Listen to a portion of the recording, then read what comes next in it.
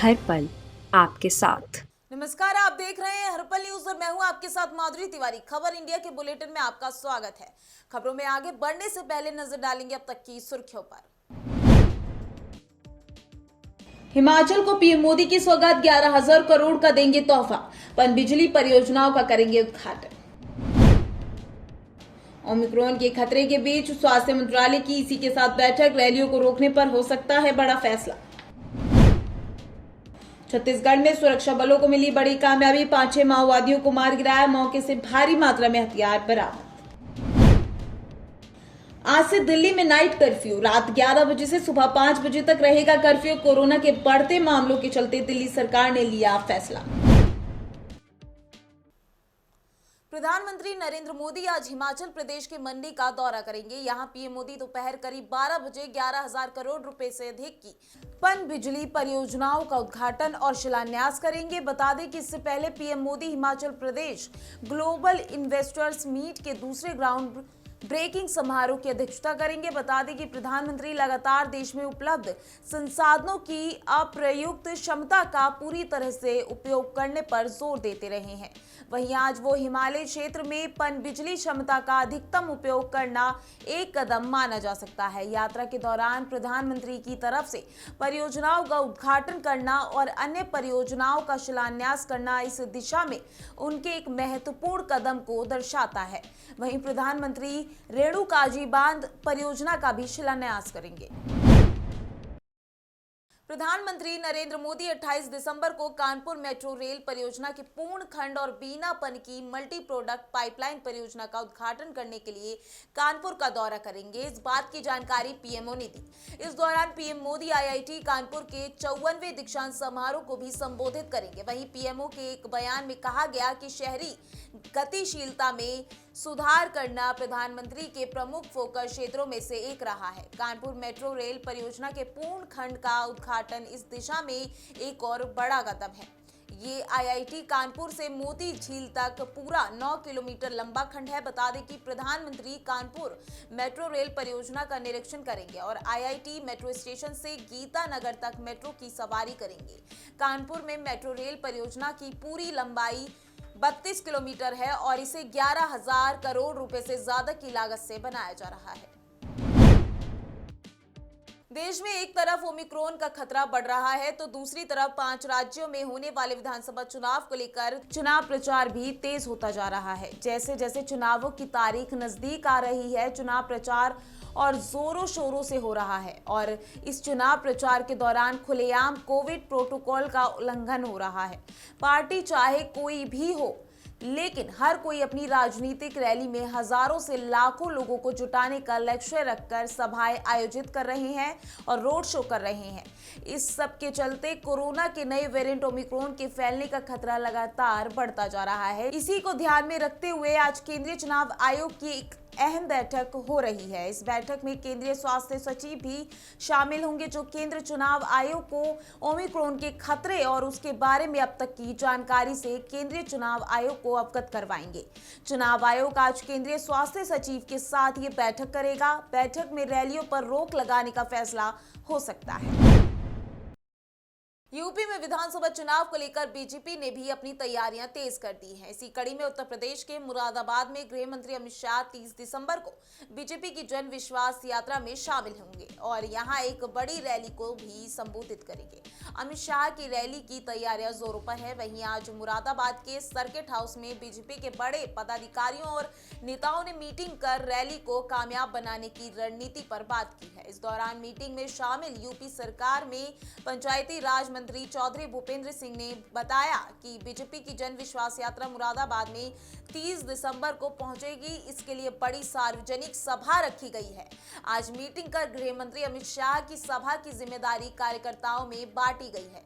उन्होंने कहा कि प्रदेश में बीजेपी की जन विश्वास यात्रा का बड़े स्तर पर जनता स्वागत कर रही है और मुरादाबाद में गृह मंत्री अमित शाह की सभा में लाखों लोगों के आने की उम्मीद है।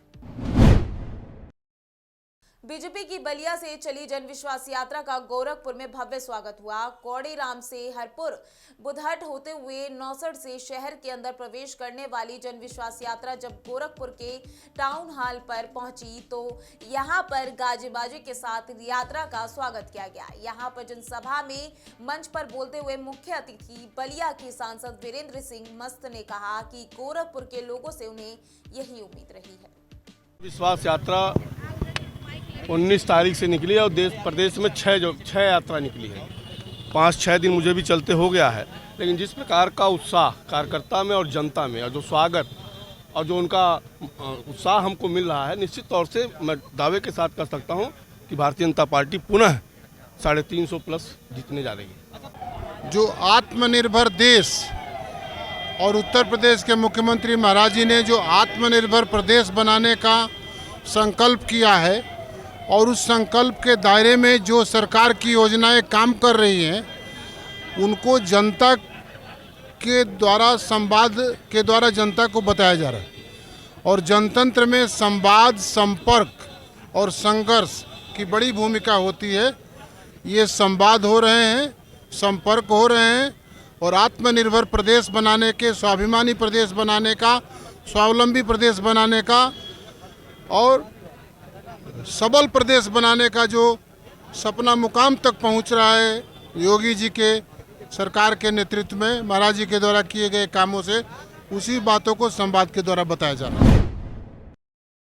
गुजरात में सुशासन सप्ताह के दौरान मुख्यमंत्री भूपेंद्र भाई पटेल की अध्यक्षता में प्रदेश अध्यक्ष CR पाटिल की मौजूदगी में सूरत नगर निगम सूडा और सूरत जिले के प्रशासन विभिन्न विकासकर्ताओं का उद्घाटन किया गया। बता दें कि इस अवसर पर केंद्रीय राज्य मंत्री, कैबिनेट मंत्री मुकेश भाई पटेल और मौजूद रहे।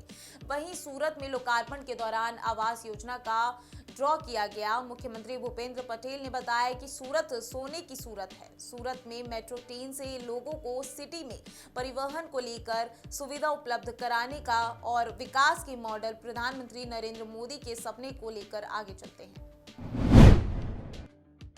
अब खबर छत्तीसगढ़ से है, जहां सूबे के कैशलपाड़ में 5-6 माओवादियों के मारे जाने की खबर है। बता दें कि सुरक्षा बलों को माओवादियों की सूचना मिली, जिसके बाद सुरक्षा बलों ने मुठभेड़ के दौरान 5-6 माओवादियों को मार गिराया है। वहीं सुरक्षा बलों को मौके से भारी मात्रा में हथियार बरामद हुए। आपको बता दें कि मुठभेड़ आज सुबह तड़के राजधानी दिल्ली में भी नाइट कर्फ्यू का ऐलान कर दिया गया है। दिल्ली में हर रोज रिकॉर्ड मामले सामने आ रहे हैं। रविवार को दिल्ली में कोरोना वायरस संक्रमण के 290 नए मामले सामने आए, जिसमें एक मरीज की मौत हो गई, जबकि संक्रमण दर 0.55% है। जून के बाद लगातार मामले घटते जा रहे हैं, मगर पिछले पखवाड़े से हर दिन मामलों में तेजी देखी जा रही है। इसी बीच ओमिक्रॉन के मामले भी दिल्ली में तेजी से बढ़ते जा रहे हैं। दिन पर दिन दिल्ली में कोरोना केस बढ़ने लगे हैं। शनिवार को कोरोना के 249 केस आए थे, जो 195 दिन में सबसे ज्यादा है। पॉजिटिविटी रेट भी 0.43% रहा। दिल्ली में इससे पहले 13 जून को 255 केस आए थे। भारतीय जनता पार्टी की तरफ से प्रदेश में चलाई जा रही जन विश्वास यात्रा के कार्यक्रम के तहत डिबाई विधानसभा में बीजेपी के प्रदेश अध्यक्ष स्वतंत्र देव सिंह जनसभा को संबोधित करेंगे। बीजेपी ने जनसभा की तैयारियों को अंतिम रूप दे दिया है। बीजेपी प्रदेश अध्यक्ष स्वतंत्र देव सिंह आज डिबाई विधानसभा में हेलीकॉप्टर से दोपहर में पहुंचेंगे। भीमपुर दोराहा पर जन विश्वास यात्रा के दौरान बीजेपी प्रदेश अध्यक्ष स्वतंत्र देव सिंह जनसभा को संबोधित करेंगे। बीजेपी ने प्रदेश अध्यक्ष की जनसभा को सफल बनाने के लिए तैयारियां पूरी कर ली हैं।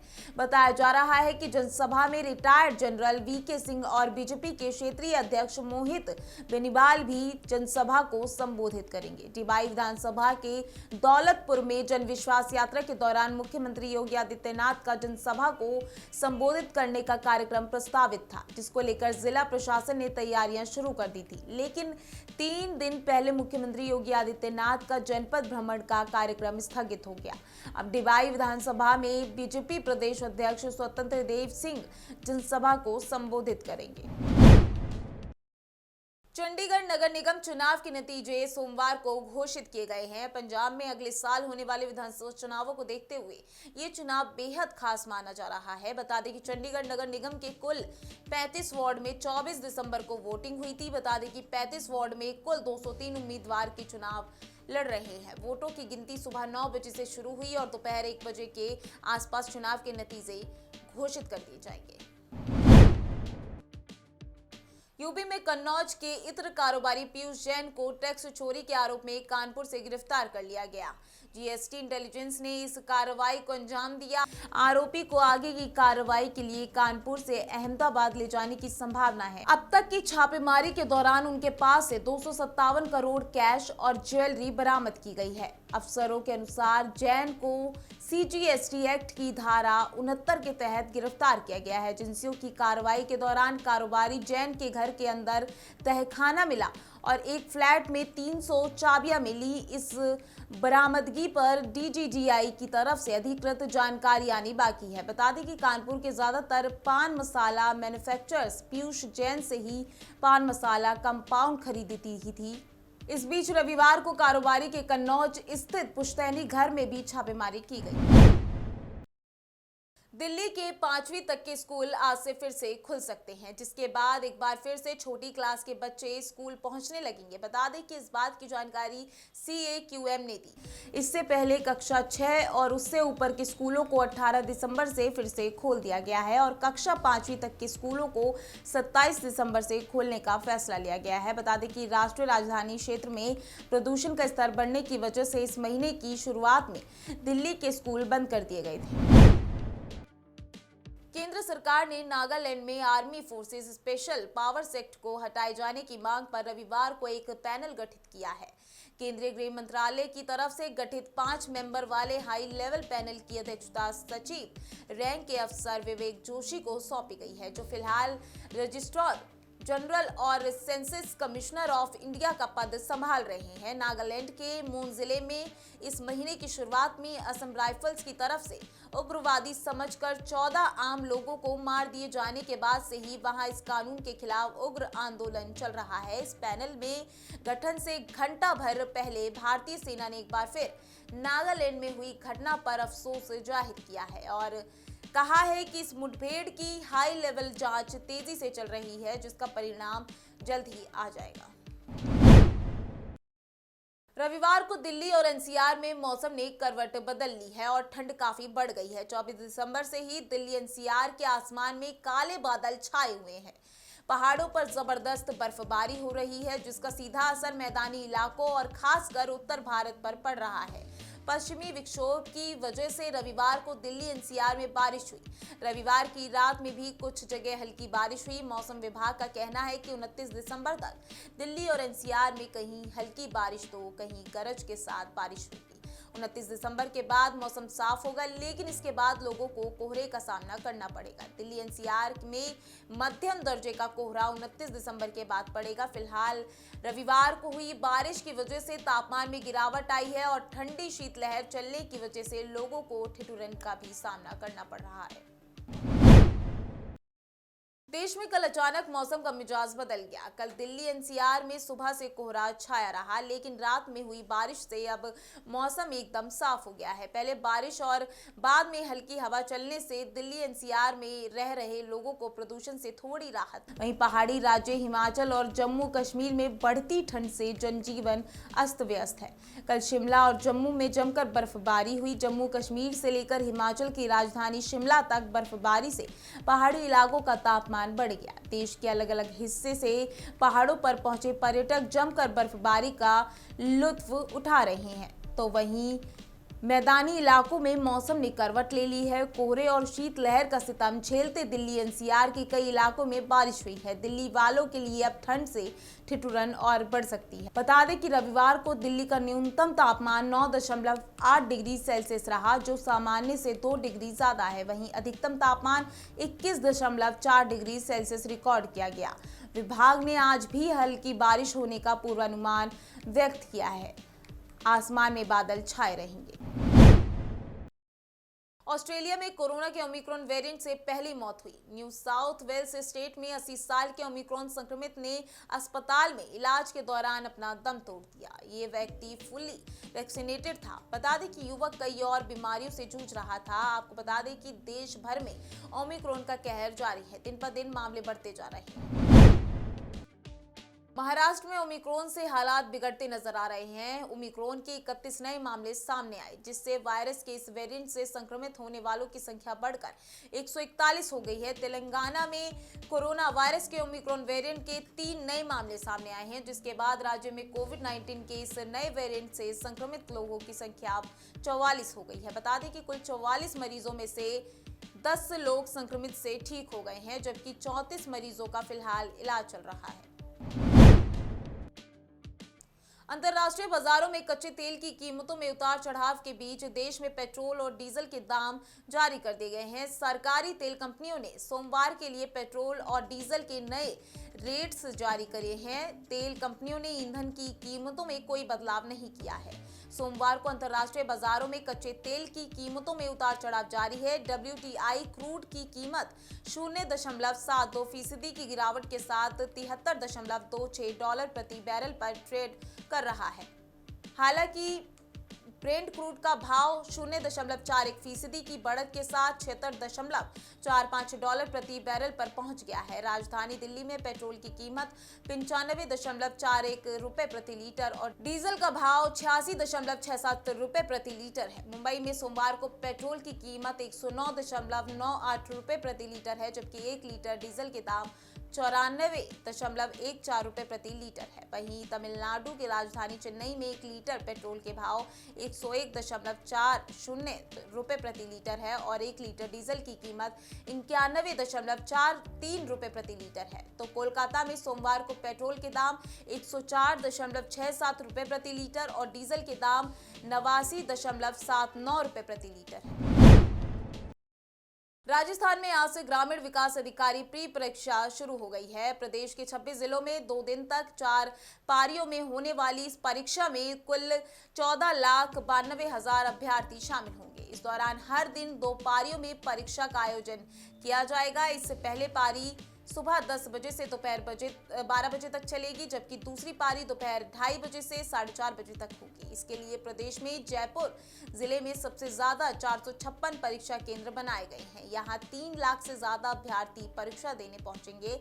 परीक्षा में इस बार नेगेटिव मार्किंग नहीं होगी। वहीं परीक्षा से पहले ही सिरोही जिले में इंटरनेट बंदी की घोषणा कर दी गई है। वहीं दूसरे जिलों में इंटरनेट बंद करने को लेकर मंथन जारी है।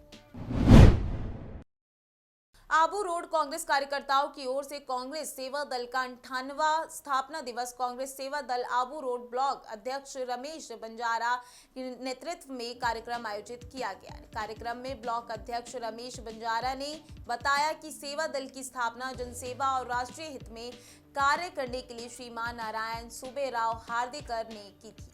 विधानसभा महासचिव अजय बंजारा आशीष अग्रवाल ने सेवा दल कांग्रेस की रीढ़ की हड्डी बताते हुए आने वाले चुनाव में सेवा दल के महत्वपूर्ण योगदान करने को कहा। जिला महासचिव नवीन शांखला ने सेवा दल का झंडारोहण कर इस कार्यक्रम की शुरुआत की। आशीष अग्रवाल, सुनील मेघवाल समेत कई कार्यकर्ता मौजूद रहे।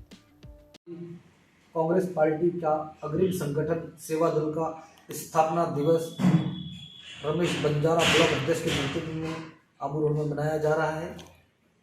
26 दिसंबर 1923 को सेवा दल की स्थापना हुई थी। इस दल की स्थापना कांग्रेस पार्टी ने आम जन की सेवा, लोगों की भलाई के कार्य करने के लिए आज़ादी से पहले की थी, जो आज संगठन उसी रीति नीति पर कार्य करते हुए आज दिन तक जन सेवा के कार्य महत्वपूर्ण रूप से करता हुआ आ रहा है। कांग्रेस की रीढ़ की हड्डी के रूप में कार्य कर रहा है। आने वाले चुनावों के अंदर भी यह संगठन हमेशा ऐसे ही कार्य करता रहेगा।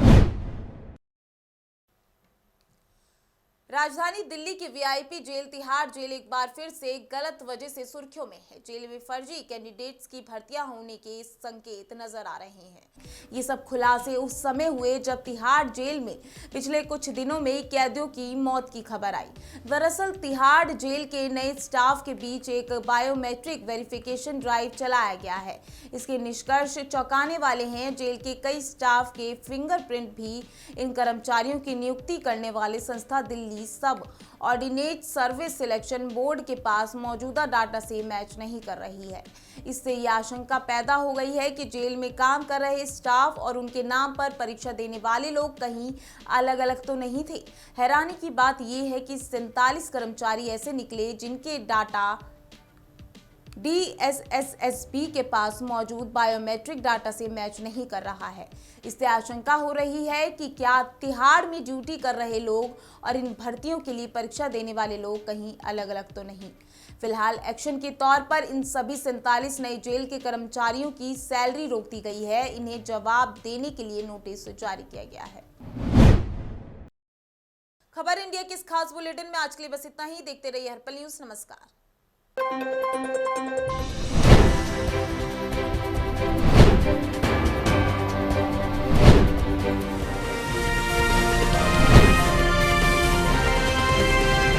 हर पल आपके साथ।